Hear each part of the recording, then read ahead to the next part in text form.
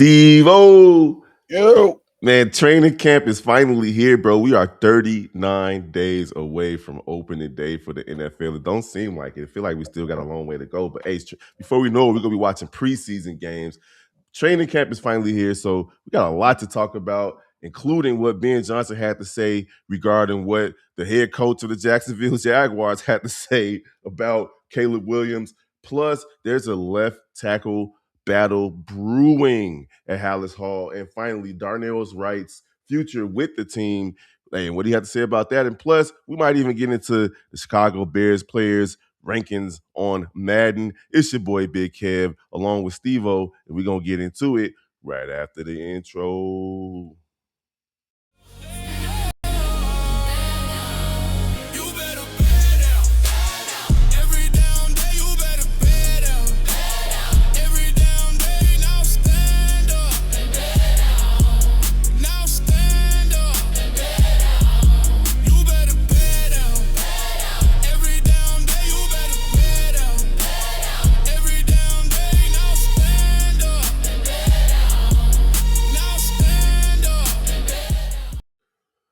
What's the word, Chicago Bears fans? Welcome to another episode of Chicago Bears Central, your number one spot for all things Chicago Bears related. Y'all know what to do. Hit us up at 773-242-9336 or at Shy Bears Central, wherever you like to receive your social media information. It's your boy, Big Kev, and Steve-O speaks to the building. How you feeling, brother? Ready for some fucking football. That's what I'm ready for. Are you ready for some football? Yeah! Come on. Listen, man. Look, training camp has already been lit. And before we get into like the topics of the day, just give me how you feel about what we've seen so far this week at training camp for the Chicago Bears. Hey, bro, that mug Caleb is literally standing into the position of his head coach because he not bullshitting with nobody. They messed up. He slammed the ball. Do it again.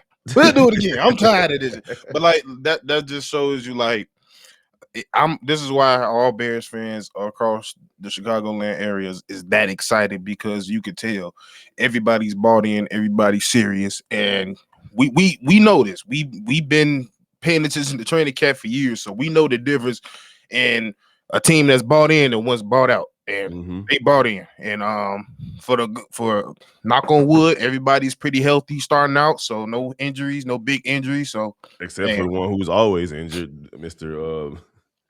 Gordon. I don't think he injured for real. I think they just keep him on the side. They're like, look, fam, we don't want nothing to happen. I don't need your ass. Yeah, because I don't know, but do you put him literally on just soft tissue shit? Do you put him on the PUP list though if he's not really injured though? Like that's what really caught my attention on the physically unable to perform, as opposed to just like nursing it. Because I think Montez Sweat is really not hurt, but I think Gordon's hurt. I think because the injuries that he keep getting are soft tissue injuries, and in order for you to heal from soft tissue injury, you essentially just can't do anything physically. So I think that's why they're doing that, because they just want him to sit down, rest, get right, and when it's time for you to put pads on, we gonna test you. And if you ain't ready to go, you ain't ready to go. If you're ready to go, you're ready to go. I hope he is, because the Bears defense is just that much better when he's out there, especially like when we saw what he was able to do in the playoffs. What I noticed a couple of things. One, I loved what Grady Jerry had to say when one of the reporters asked, how does it feel to be the hunted now that you guys have gone and won the division, yada, yada, yada. He said, we always the hunters. What are you talking about? No matter what happened last season, we are the hunters. I like the fact that you can tell that Caleb Williams is thriving in an opportunity where this is his first time having the same coach, the same playbook in 2 years, like ever. You remember how Jay Cutler had, right? You remember how Jay Cutler had different offensive coordinators every single year. It seemed like Caleb Williams has had that issue as well, and they just look crisp out there, man. And then Khalif Redmond is surprising. Yeah, he's definitely out there being a vocal. I mean, he's a leader. Like at the end of the day, he's a veteran. He's been with Detroit for a nice little minute, so he knows the system. So that's another part of it. It's a difference between, it's still people part of this wide receiver core that still learn the system versus him. I think he had 2-3 years in that system. And you know that he's going to play the same role that Buddy that got up out of here last year. Say that again. DJ Moore? Not DJ. He was like the fourth option. What's his name? I'm Alameda Yeah, Seguis. yeah, Zacchaeus. Yeah, He is going to be pretty similar to that, except I think Khalif is going to also play a lot of special teams as well. for sure. So it's going to be fun, man. But so far so good with the Chicago Bears at training camp. But Ben Johnson, you know, he's always going to give us sound bites, and you can tell he is the king of petty, the king of bulletin board material. Oh, my mama. Things that, and I took that personally. He's Yeah, definitely one that's of those because the Jaguars coach, for whatever reason, just decided to take a shot at Caleb Williams, and it wasn't like necessarily a negative shot, but he said, you know, every time he logs in on the internet, anytime he does anything on NFL.com, he just sees Caleb Williams everywhere. He don't see nothing about his team, nothing about his players, so on and so forth. And it was mentioned to Ben Johnson, and Ben Johnson said, well, you know, we're the number one team to regress anyway, so you know that's that. So I'll ask you what you think about Ben Johnson's reaction, and then how you feel about that notion that the Chicago Bears are the leading candidates to have a regression this season. To address the Ben Johnson response, I think that's just him personally. That's just how he is. He has the chip on his shoulder mentality at all times. He thinks somebody's coming at him at all times, and to some degree, the way he carries himself, they are coming at them because he's very assertive and he don't hold no bounds of what he says. If he believes it's such, he gonna say it's such, whether he ruffle feathers or not. So I think he took it. Okay, you want to sit there and say, that we the ones that we're the most visible team as well. We one of the most popular teams. We also one of the most teams that they say is gonna fall because that is a reality each and every year, regardless of what team you are. If you have a strong start or a strong season, you are one of the next teams that's picked that's either gonna fall or expect to keep going. It's two swords of it. Either you're gonna fall or you're gonna succeed what you did the previous year. And he has the mindset of more of I think he has more of the mindset that we're going to be more hunted than anything because like we it's the facts is the facts. We are one of the most teams that's utilized. We do have the cover athlete of Madden. We do have a lot of motion going on in Chicago, and the Chicago Bears have a lot to do with it. And we all said it even when the Bears was bad. When the NFL is good when the Bears are good. And when the Bears are good, they're going to talk about it because of the market that we hold. And that's what being said. It is what it is. Like I feel like it's cool. And what was the second part of your question? That you answered it already. Okay. Now, here's the thing, though. There's nothing. I mean, and not to say that what Ben had to say was wrong, but you're absolutely right. There's a reason why pundits are looking at the Bears and saying that they're the leading candidate to have regression. Do you know that since this division alignment has taken place in 2002? Because I remember when Tampa Bay was in the NFC North, it was called the NFC Central back then, I believe. Yeah, the Central, yeah. But it's been 192 division winners since that division realignment. Do you know how many times a team won the division with a losing record in their division out of those 192 times? Probably like 80 times.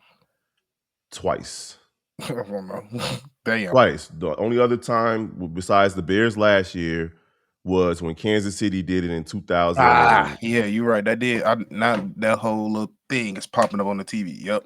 It's crazy. Like, yeah, to think that there haven't really been many division winners that didn't have at least a split in their division that wasn't at least 3-3 in their division. So to go 2-4 in your division and still win a division is an anomaly. So the fact that the Chicago Bears were able to pull out something that only one other team did, and you know what record Kansas City had the next season? 7-9. 7-9, yeah. What year was that? I think it was 2009. I want to say 2009 is when that happened, or something in that range. But we could look it up. But I do know it happened.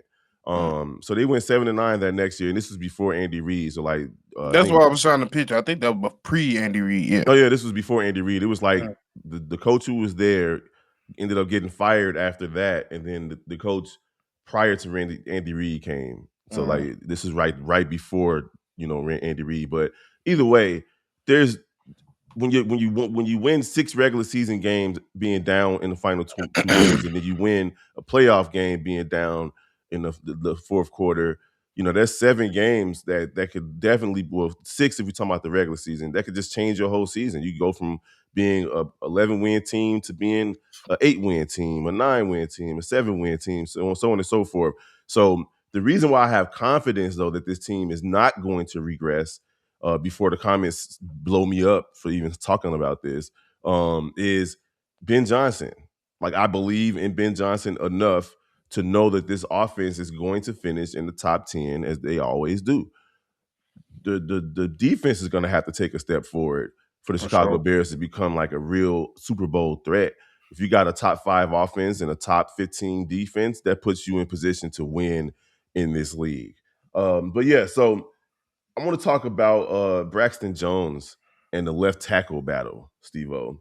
Because last season, we know that Braxton Jones didn't even really play. Like, he got hurt early. We didn't even know if he was going to be back on this team this season, to be honest. But he's back. This is his last opportunity to prove that he can protect our boy Caleb Williams' blind side. And then we got a couple of other people that's battling for this left tackle position. And it seems like there's always a position for the Chicago Bears that they just can't get right, right? It's the left tackle position, obviously the center position. We thought we had gotten it right last year till Buddy was just like, man, I'm out. I'm good. I'm out of here. And then obviously the quarterback position, like, we've always had struggles there, but until now. We can give Jay Cutler love. He was the best Bears quarterback prior to Caleb Williams showing up, and Caleb Williams still got a lot of work to do as well. So let's talk about this left tackle position, though, Steve-O. Yeah. As of right now, it does seem like Braxton Jones in the league as of right now, and I'm not surprised about it because, quite frankly, this is the perfect position I always wanted Braxton Jones to be in. He's a second-tier left tackle. He's the guy that you want if you need him to come in for a couple of games, hell, even half the season. He's serviceable enough, has the knowledge. Because one thing that we all know, he knows how to play the position. The problem is just physical. He always get overpowered or some of his technique is slacking. But when it comes to playing the position, being smart, understanding how to move and when to swipe and when to use his hands and stuff like that, he's pretty solid when it comes to the IQ side of playing left tackle. It's just simple things: beating the bull rush, not anchoring, being his pad level being way too high, like stuff like that. We know he a monster in the run game, so when he get out and running, he's able to block on a run game. He's a complete monster because he's able to move his feet, he's able to turn his hips. And he has the size for sure to play the left tackle position. So I'm no shock with there. Jedrick Wills was probably the second person that we thought, or if not, was going to come in, who was the signing from the Cleveland Browns. Played at Alabama, was a first round pick. But injuries has taken a toll on him, man. Quite frankly, he just hasn't been the type of player that he was expected to be coming out of Alabama. So I think that's what's coming in. You still got to look at Karen Amagaje because he's still on the roster. Big Yale. You still got to look at him. He's still athletic. He's definitely. I think he's probably. Some people got him too. Yes, I was just say some people got him as 2. Is really, as the list I've seen, is Braxton 1, Curran 2, Jedrick 3, and Theo Benedict as 4. And Benedict been working at the right tackle position so far in training camp. So yeah, I'm right there with you, man. Like, if Braxton is healthy, because last season I think he had an ankle injury. Yeah, he missed the majority of the year. Yeah. When you have an ankle injury from that position, though, because you have to plant your foot, it's difficult to have the mentality to go out there and do it, knowing you coming off that injury. Like, you feel like you can't trust yourself, so to speak. So now that he's had, a full off season, basically a full season and a full off season to recover from that, I think he's going to win the job. And it becomes an issue of, can you not let people, knock you off your square? That's his main thing. Yeah, and bull rush you right to the quarterback, because he was a part of that. What was that, 68 sack first year for Caleb Williams? So Caleb already mentioned why the Chicago Bears took a step forward last season and why the running game was so special, it was because he trusted his offensive line last season. And I'm sure he did not trust them guys that first season. So I'm gonna tell you Braxton's going to right have to now. come in and prove that he's trustworthy immediately if he wants to win that spot. I'm gonna tell you right now, it's gonna be a lot of plays ran to the right side. That's all I'm gonna tell you. But I hope he's learned. I hope he had a full year watching a pretty good left tackle. So Yeah. he even had an experience of watching. You've been around Joe Tooney. You've seen Joe Tooney step in at left tackle multiple times. So you had a lot of people to learn from. So I hope you do. Even Theo, Especially with Theo. Like I heard Theo learn because there's gonna possibly times where, God forbid, if Darnell get hurt, he got to step in. Oh yeah, speaking of Darnell, he was asked about his contract extension and what he plans on doing, with regard to that in the Chicago Bears. And he said that, I'll read what he said. He said, I think there's first of all, let me make sure I'm reading. Oh, this is Ryan Poles said, I think there's a window to get a deal done. And then at some point we got to play football. Ryan Poles said this at a recent press conference. So we'll figure that part out. But obviously, I think I've said it before, Darnell's a guy we want here long term. It takes two sides to get things done. But at the end of the day, I don't want any distractions or anything like that. So when it's time to go play football, we'll go play football and keep it moving. Now, we know that Ryan Poles notoriously doesn't really sign contract extensions like during the season and things like that. Yeah. So yeah, and I think Darnell Wright said, he said, my main focus is really just football, being as best I can be for the team. Obviously, I know I'll be here for a long time, hopefully my whole career. So those kind of things handle themselves. And I got to say, Steve-O, that makes me very happy because I know that this young man, Darnell Wright, has the potential to be the best at his position. Yeah. In the NFL, in all of the NFL. He's young. He's still growing into the position. Last season, we saw that man, like he's probably single-handedly responsible for 1,000 rushing yards last season between Caleb and the rest of the running backs. And it's just like, man, bro, I would love to see him finish his career as Chicago Bears. Stay healthy, go out there and be that stalwart that when you playing Madden, you're going to want to have a Darnell Wright on your team. Definitely. When it comes down to it, I've already said like he's next on the docket to get paid. And I think it would be smart to actually pay him now. And the reason I say it's smart to pay him now, better this season. And that's my point. I think this is the year that he finally makes all pro, first team, all that, like all pro, Pro Bowl, all that.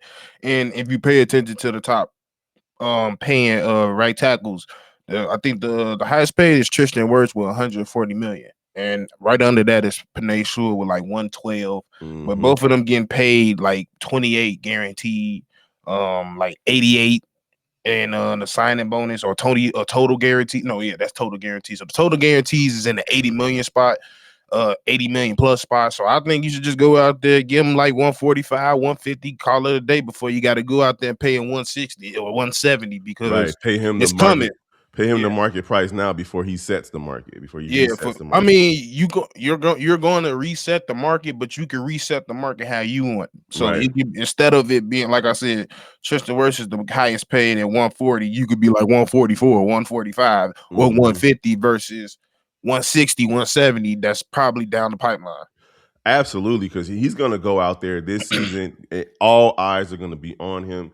I think last season he did have a Pro Bowl season. I'm B100. Yeah. They just didn't give it to him. I think it was just the only thing that stopped him was the penalties. That was it. Yeah, he did have a couple of early penalties. Early in the season, he did all of them. And that's another thing from training camp that's paying dividends already. Yeah, I'm not hearing too much, Them Mogs ain't out. Remember last season when Ben Johnson had to keep running on the field and stopping plays there, telling them you ain't lined up in the right position and all of that. And obviously, you remember how things looked to start the season in game 1 and game 2 before they went on their winning streak, but they got killed by Detroit.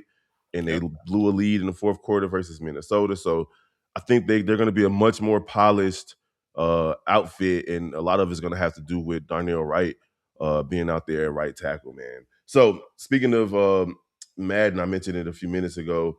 The ratings are out for the Chicago Bears. Hold on. Just had it up, and of course we take it down for so long.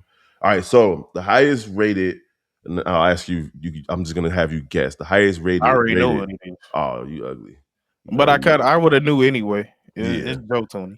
Yeah, Joe Tooney with a 96 overall, 96 awareness, 94 pass blocking, 94 toughness, and 90 strength.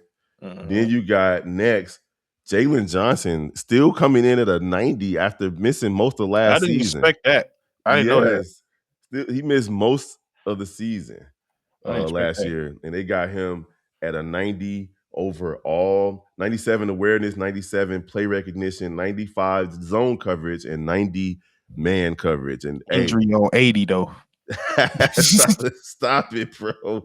And then I'll let you guess the next one. Rated 90 overall. It's Caleb. Caleb, 90 overall. 97 throw power, 97 throw on the run, 95 break sack.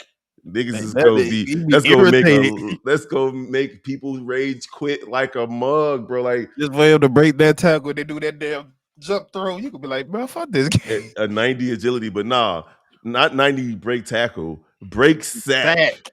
Like you think I got this nigga dead to rights, and we saw it in real time last season. Like people had him dead to rights, and he's still somehow spin off your ass. All right, next 87 overall. This one surprised me. 87. Colston? Nope. Devin Bush. Devin? That's high for a linebacker. From the linebacker position, he got a 91 play record. We're going to need him to be an 87. I need him to be, my mama. We're going to need him because I think he did have his best year last year with Cleveland, so I can see why they boosted it up because he has a lot of plays last year. And we're going to miss what was it? Edwards? Tremaine Edmonds. Tremaine Edmonds. We're going to miss him. Like I think people kind of take what he did last season prior to his injury for granted. But he was having an amazing season before he injured his groin. And they're two different linebackers. Him and Devin is two different type of linebackers. So. But he got 88 hit power, 87 pursuit, 91 play recognition, and 90 acceleration. That's what it was. Praying that recognition that boosted it because he was out there. He could be a real monster in the run game. And then the next one, I think this is going to be the last one. The next one, no, it was one more. 87 overall. 87. That got to be Colston. Nope, it's Darnell Wright. Oh, Darnell, okay. 96 strength, but I think he had 99 strength. I seen that nigga just literally just make people bounce off of him. His run block, what's his run block? His run block is 90. His pass blocking is higher. His pass blocking is 85. And his 94 impact blocking. And then that 94 epic, that nigga put you on your ass for sure. So the last one is an 85 overall. Cole? It is not Cole Kmet, it's DeAndre Swift with 93 jumping, 91 carrying, 90 speed, and 90 acceleration. Got 2 hurdles, and they put that nigga jumping. For sure. You know people gonna be spamming the Bears this season on Madden, especially with Caleb Williams being as dynamic as he is. And I'm here for it. You mentioned it earlier that the NFL just functions better as a product when the Chicago Bears are good, and that's absolutely true. You know, when you got other coaches with our name in their mouths and they're not talking about us negatively, that's just a good thing. And the Chicago Bears are going to have to start the season better than they did last season because the sky is going to fall if these niggas start off 0-2 like they did last year, bro. The sky is definitely going to fall. So anything else, Stevo, before we get up out of here? Nah, we covered everything and then some. Hey, we'll be back next week. I had overtime last week, y'all, so I had to go to work. I did a little 9-9 up in this joint, but we're going to be back next week.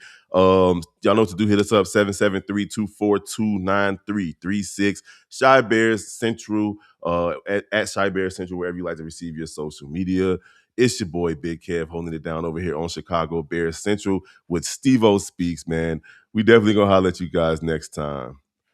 Peace. This has been a presentation of the Break Media.